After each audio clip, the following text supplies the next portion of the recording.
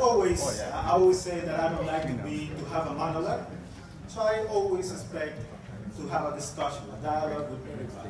So this will not be the exception.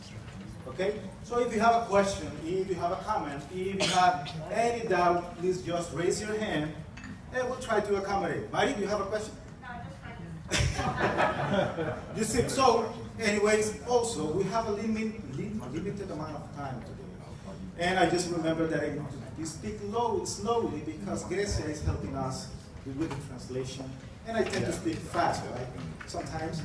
So if we don't manage to answer any of your questions today, tomorrow we will have 2 hours again?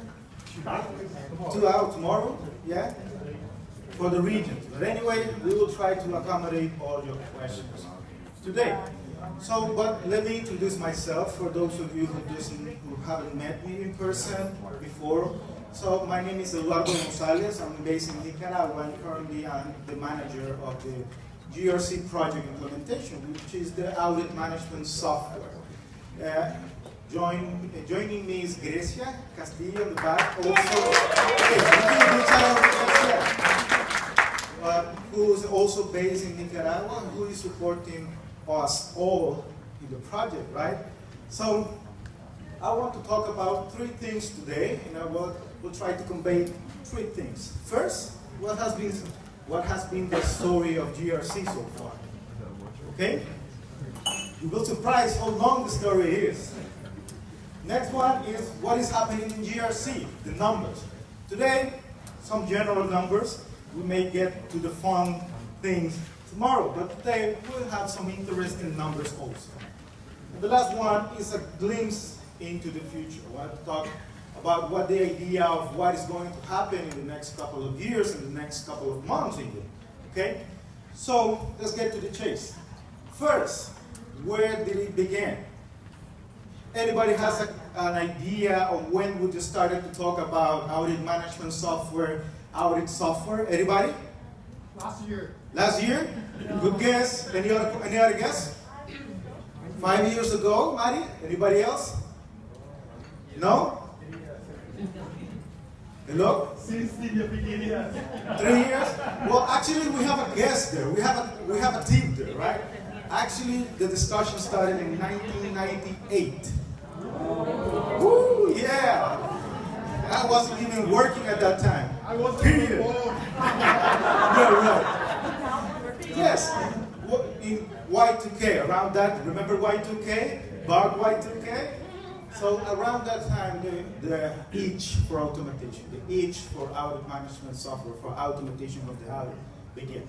Okay? And we were starting to hear about automated audit, paperless audit, and then is when the journey began. But actually, we didn't. The software didn't start flying until a couple of years after. But let me talk about that, right?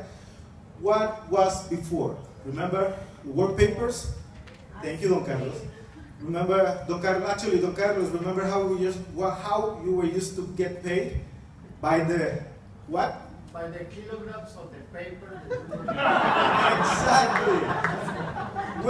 We used to get paid, actually in the external audit more often than the internal audit, used to get paid by the weight of the working papers. Imagine that.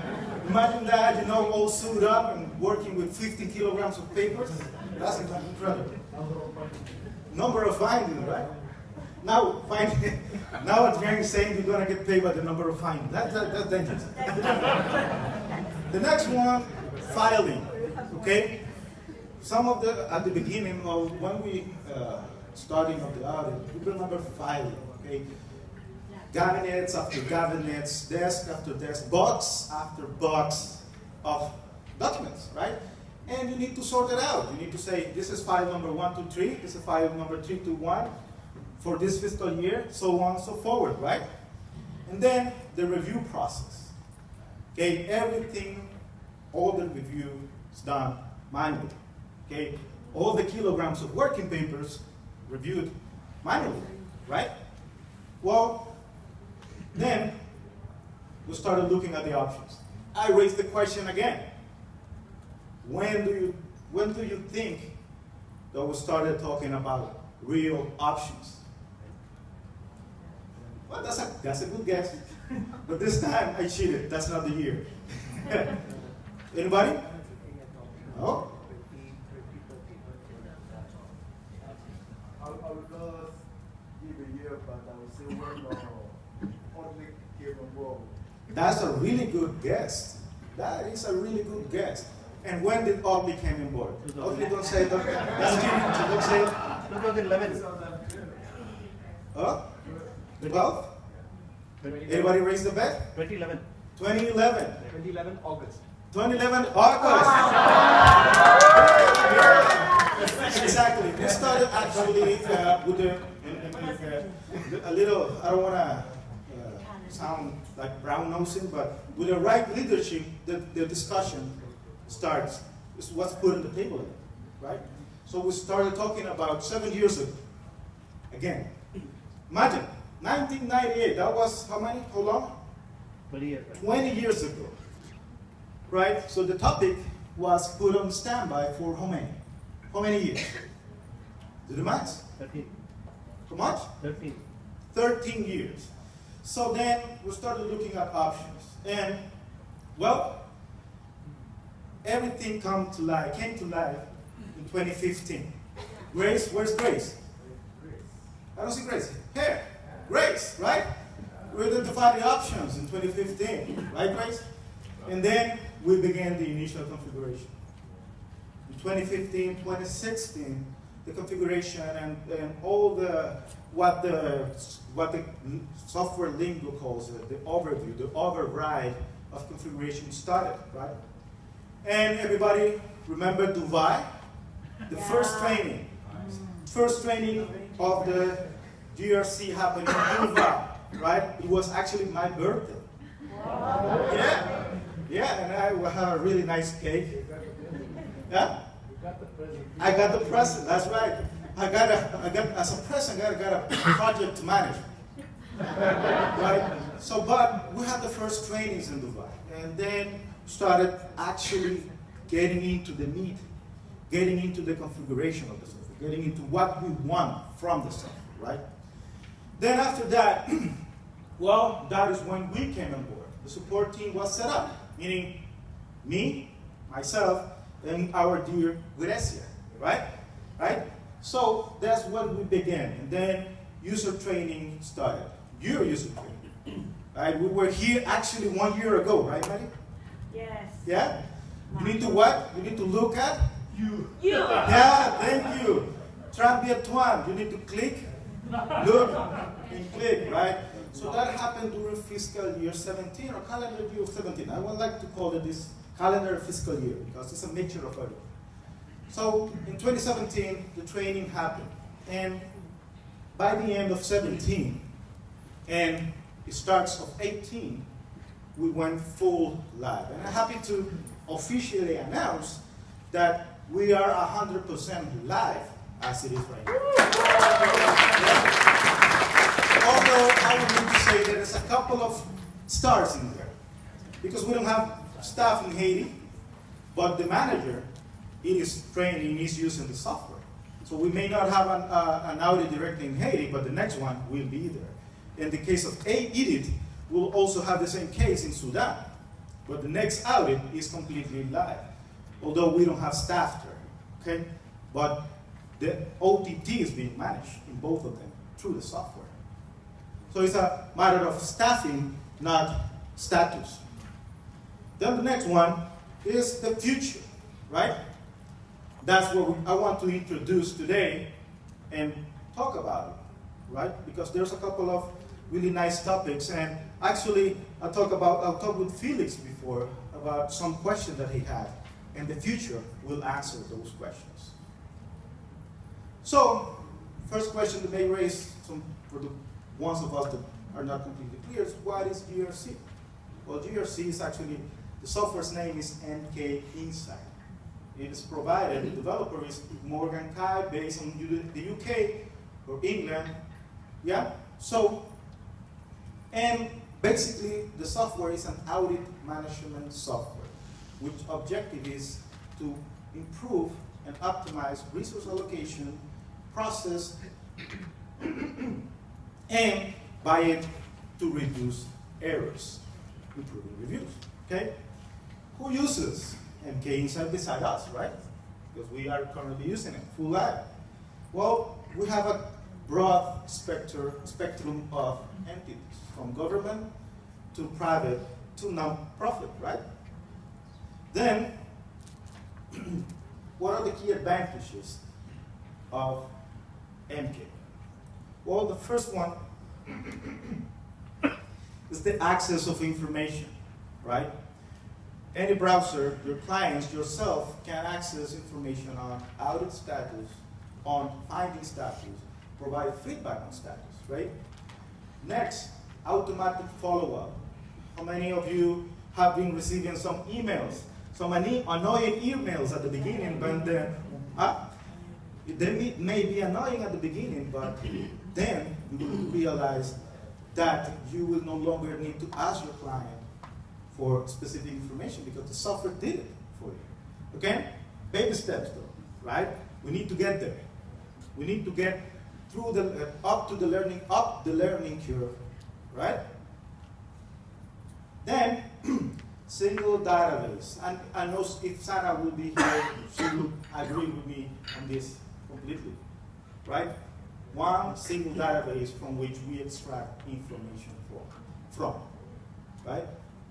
Finding database, time database, work database, plan database, right? Everything in one single shot. More accurate analysis. Single database, proper control, proper access and security give you a better quality information. It will give you improved analysis, right? Okay. Sorry. Give me a little bit of work. Thank you, Kevin.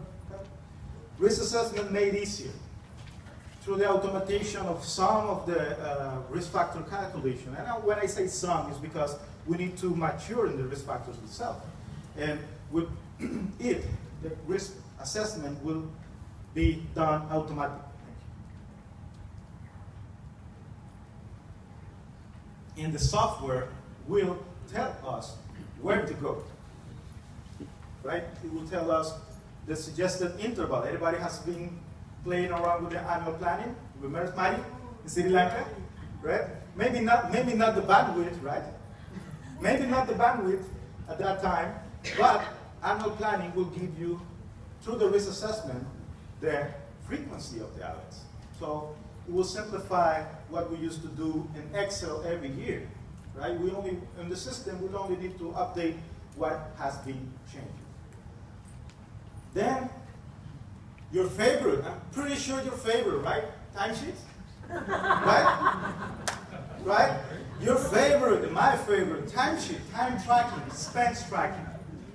We will be able to say and to specify to our client and to our leaders how much time have we been investing per audit, per type. Even if with the correct calculation, how much time each finding, if you want to call it, if you want to see it like that, takes for us, right? Then, improving the audit process. Why do you think we'll improve the audit process, my friend? Exactly. Everything is transparent, is there.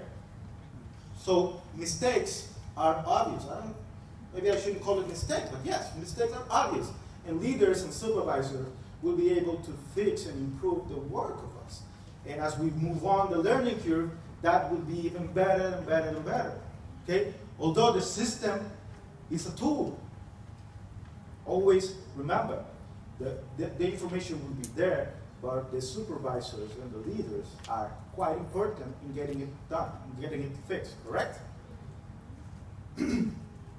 Well, after that brief introduction, I want to talk about the pioneers. Anybody? Well, the ones that were first know they were first, so that please don't shoot. And the RAD will know also which country was first. But I want to ask the question. Who, sorry, I think I skipped one slide. I want to begin with this phrase from Sir Isaac Newton. If I have been able to see farther than others, it was because I stood on the shoulders of giants. And I would like to take the opportunity today to thank all of you, because all of you are my giants, our giants. Without you, the project, well, would be like the Bible, would landed on, remember that? The seed? And where? Landed on where? Huh? Exactly. We landed on dead fields, on rocks. It will have not grown. So I would like to thank you. And again, without you, I'm just one person. Without you, without your leaders, without your staff, without your co-workers, without your brothers and sisters, we wouldn't be here. We wouldn't be able to say we are fully implemented at this point of life, right? So again, you are our giants. But I would like to start talking about, I would like to ask a question. Do you know which one was the first country with an audit in GRC? Don't shit. The leaders don't shit. Mari? Nicaragua. Yeah, I think it's, yeah. But I'm pretty sure you will not guess which one the second. Anybody? No? GC. Which was the third? Yeah, I know, but come on. You can see, then IT came on board, Grace. Then we come Mir. Where's Mir? Where's Mir? Mihaela, where's Mihaela? Let me see. I think they're outside. Then, at the end of fiscal year 17, we have 30 more audits. But let me show you this, and this is where it comes to fun.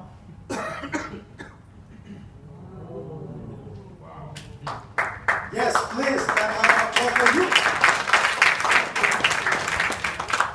As it is right now in fiscal year 18, we have 109 audits in the software. This is a lot of information from which we can, what? Analyze, improve, and get better and better and better. But we are not quite there yet, right? We are not there yet. You know what I'm saying? So now I want to talk about the numbers. That was the history so far. Now I want to talk about the numbers. Okay? Where are we? What have we been doing? Okay? And again, tomorrow we're going to get to the real meet and greet. I want to talk about general numbers today. Okay? First, engagement as of March 8. Why March 8? Because that's when we cut before the update, remember? Yeah. Yeah, Mari. So this is the same graph, although I specify numbers in here. And I divided by category. We have 152 hours, 139 RBAs, 8 IT, and 5 others. You may ask, what are the others? Huh? GC is RBIA. Investigations. We have a couple of investigations. We were running tests. Investigation. What else? Actually, that's a cheap question because that's quite a specific engagement. Okay, right, Les? Les understood. It's a follow-up on a specific engagement, and we categorize it as other because it's not exactly risk-based. Right? So this is how we've been performing. 152 audits from June 2016 up to March 2018. If you remember, we had 108 this fiscal year. Okay? So basically, the growth is amazing. But let's talk about this. Not everything is sweet in this presentation, I'm afraid. In average, we have been taking 120 days from the start to the completion of an audit. How much months are How many months are 120 days? 4 months, right? Right? Well, it's not exactly a bad news. It's just that we need to improve. The software will help us know where to improve, which phase is taking more time, where is the bottleneck, or is where we can find the bottleneck. This is where leadership is important. This is where RATs, directors, managers need to get involved and see where are we having the information. All of these reports, we're going to see it tomorrow. I'm going to show you what type of reports you may want to issue often. And maybe we will help you issue some, right? Again, we'll be discussing some quarterly or monthly reporting for the RATs and for the managers. But also we want to transfer that knowledge to you. Okay, because most of the reports I use for this are available for us, for you also. Okay? Then I want to talk about the programs. Currently, we have 473 audit programs. Question for everybody. What is audit program? How do we used to call it? MRAP, right? Now the software calls it audit program. But in the structure, they are the same. So we have been creating and customizing and implementing 473 audit programs. And we have 193 approved, meaning they're done. We have everything, all the review done in it. And we have all the status. But let me show you the next one. In average, we have been spending 108 days to complete the program. Remember how many days we had on the audit itself? 120. This is 108. You may ask, well, it doesn't make sense. We only have 12 days for the rest of the audit, right? What do you think that's the reason? What do you think is the reason for that behavior? Right? No answer? Okay, there may be.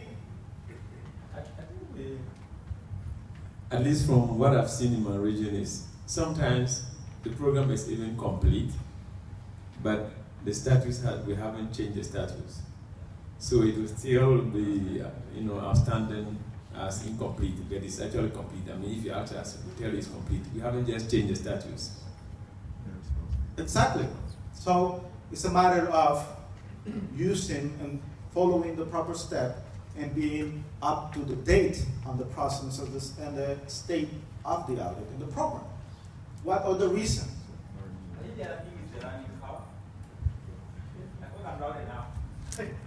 I'm talking about the learning curve. In the beginning, normally people don't understand what to do. Okay, they have done the audit, they don't even know I'm supposed to be touching a button called approve.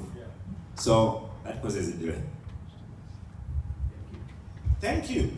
And that is it. That we have a learning curve, and the learning curve is also the reason, the root cause of not completing the program at time, right?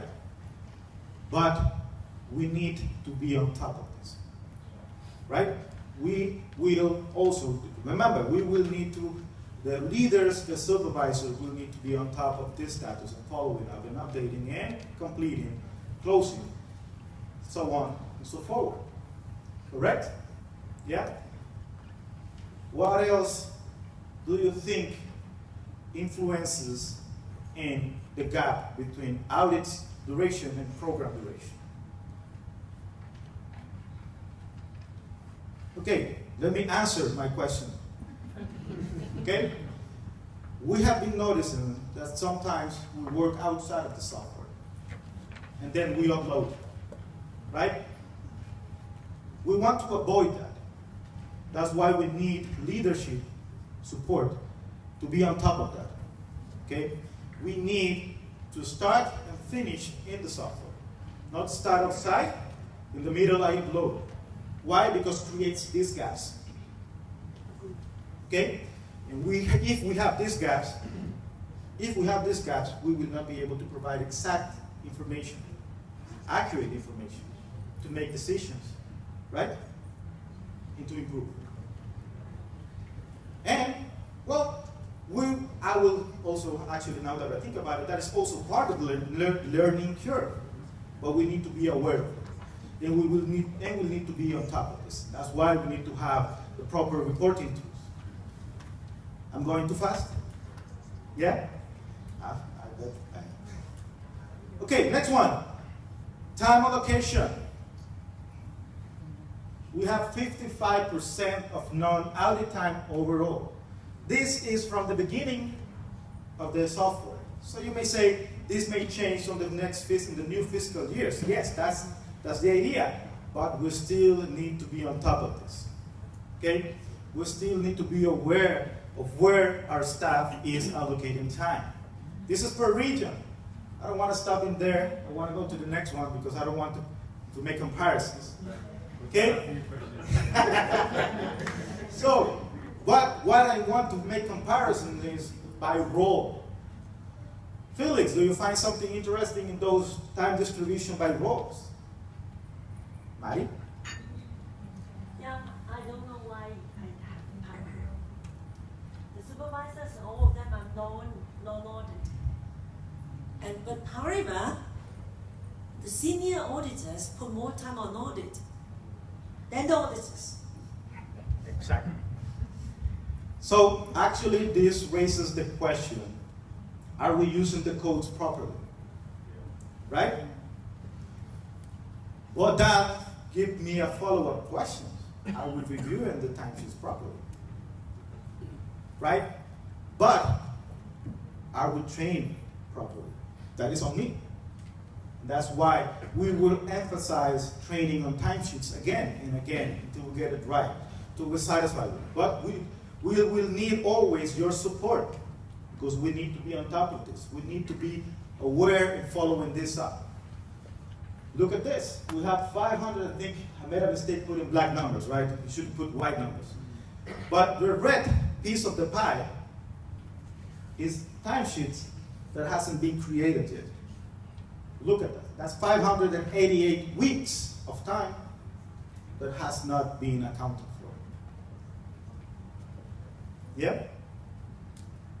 So this is why we need training, we need clarity, and we will provide it. But we also need help, support, and leads to be on top of this.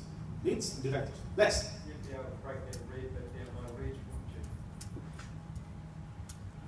You would be able to break that red segment down by region and by country. I will be able to break it down by audit, but yes. Don't make me show off. But yes, the software enables me to even break it down per minute. But I'm not going to get there today, right? I'm going to provide the tools tomorrow for the managers and the leads to extract this type of information so we can analyze it ourselves. Also, we're going to provide it from a different EDRAM. Okay? So we can be accounted for. Of course, training is a must. We will emphasize training on this because this is primordial. Am I correct? Do you agree? Yes. Yeah? Okay. Move on. Oh, let me go back. Look at this. This is finding creation in GRC. This, with the exception of the 9,378 findings we migrated on January. These are findings created directly in GRC. Yeah? Anything you find interesting? Huh? What happened in August, right? Right? Let me show you what happened in August. Do you find it interesting? On the 21st of August, we created 33 findings. And let me give you one comment. This is one team. This is not global. This is one team. They work hard. But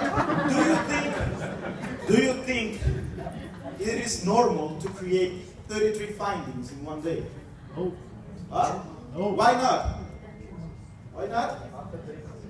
Why not? I heard one strong no around there. Felix. They did the work outside the system and then just brought it in there one day. I will not say yes. I will say that is a possibility. Right? That is actually 99.999% possibility, still not 100%, right? Well, yeah, it's a possibility. Huh? No. That's why there are no names in here. But let me show you what happened in December. December became more normal, more nominal. But still, do you think 9 findings a day is normal? This is one team again. One team. Maybe. But we need to be on top of it. The message here, what I'm trying to say, is that we need to be on top of this. We cannot let 33 findings in a day happen again. Do you agree with me? Why do you think that is relevant and important and completely primordial for us? Why? Any guess? Either? Well, why is it important? Because we want full accountability. In the moment you create a finding, your manager, your leader, everybody is aware of it. Everybody sees it, right? And everybody can tag along. For example, right? If we want feedback, we can have it immediately through the software. But if we wait at the end, right? It will give us false positive, we want to call it like that. It is quite important. The moment you find a finding, makes sense? You create it into development. That way we have the full traceability through the software. We have the whole story in the software. Make sense? Yep. Then let's talk about user creation. Again, I made a mistake of having this in black letters, black numbers, right? But I want you to see that business users account for 747 users. In Audit, we only have 161, right? Here, I want to raise one question. It's kind of deep. What is a business user?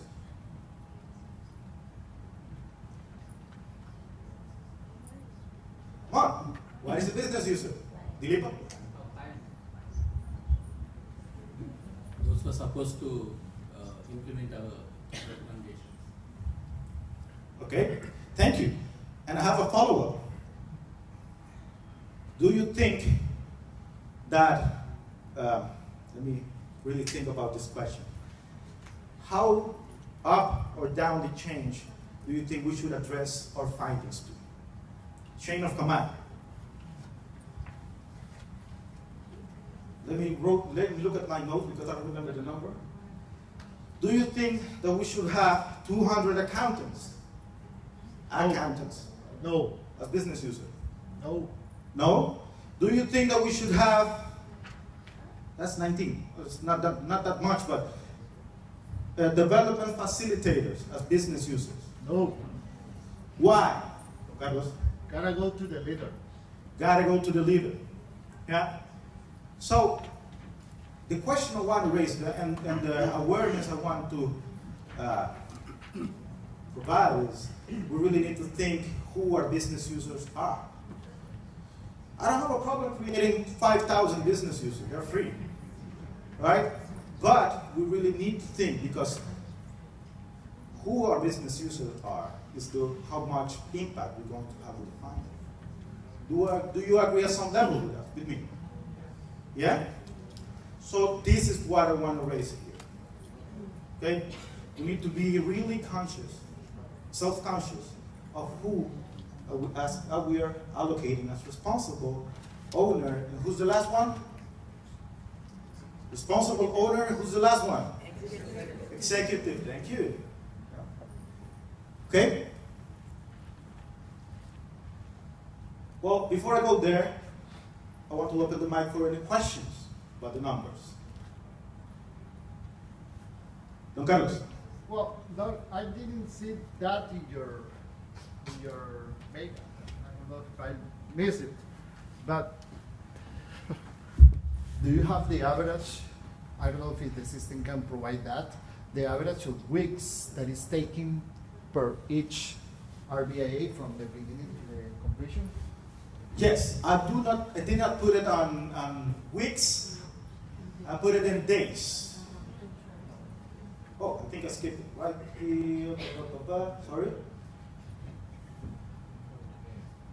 It's taking 120 days. Again, we shouldn't evaluate ourselves from this because we need to take into consideration learning curve, right? We need to take into consideration staff rotation and staff change management, self, etc., etc. But yes, in average, according to the software's data, we're taking 120 days. From the start, from audit in development, audit creation, up to audit completion. So again, we need to be conscious of this, of how much time are we taking. And I want to be clear, this is duration, not time investment, which is different. What is the difference?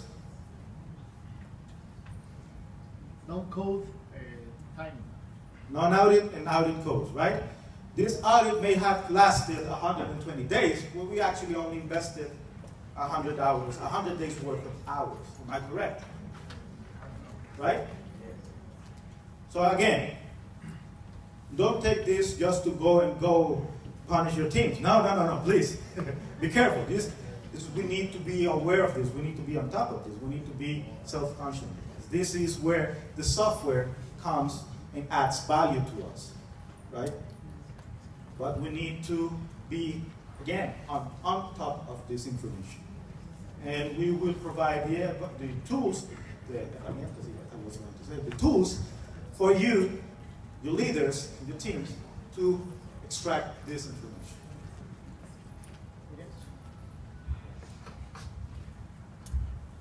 Actually, I probably don't have these numbers right now, but interested to see what is the average time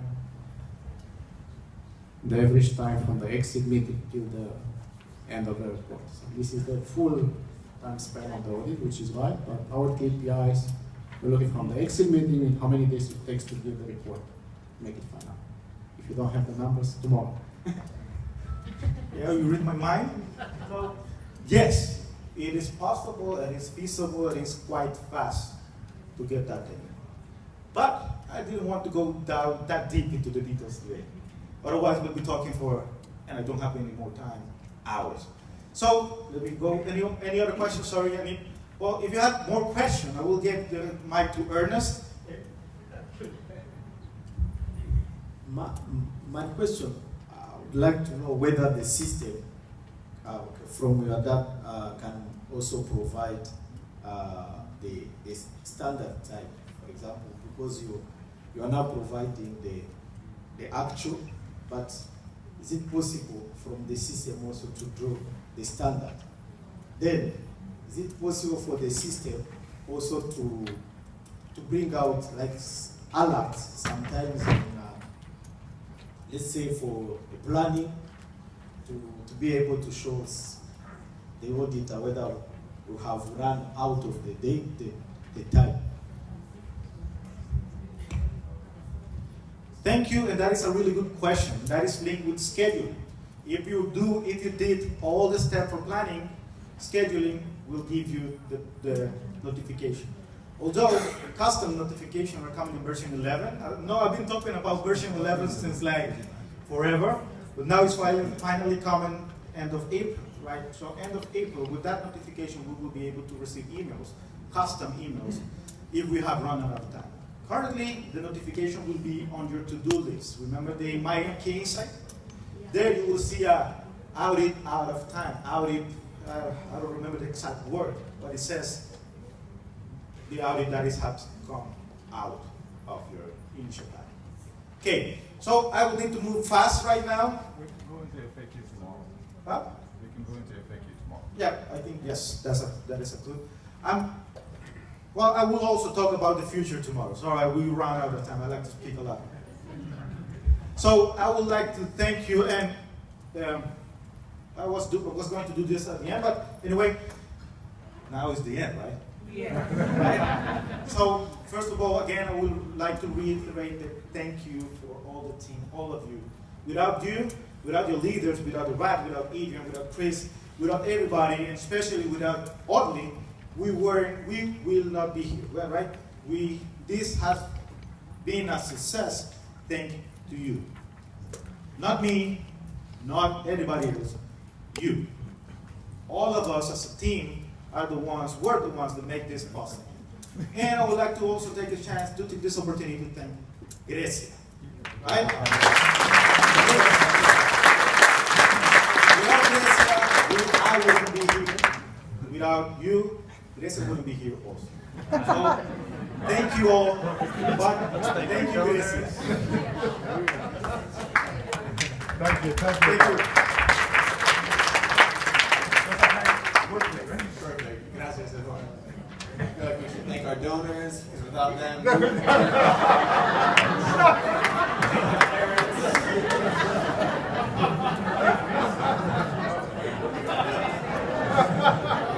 thank you, Eduardo.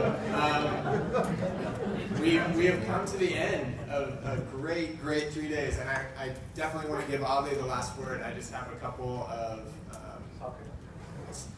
not going to announce anything about soccer, don't worry. A couple quick announcements. Last chance on the power bank. This was turned in. Great. We have a winner. Pass it back. Just keep going. It'll get there. Nope. Also, for the next 3 days, I'm sure many of you probably have questions about what that's going to look like. We do have a schedule. Is Adrian here? The guy right in front of me. Are we going to distribute those to those who want it? In the morning?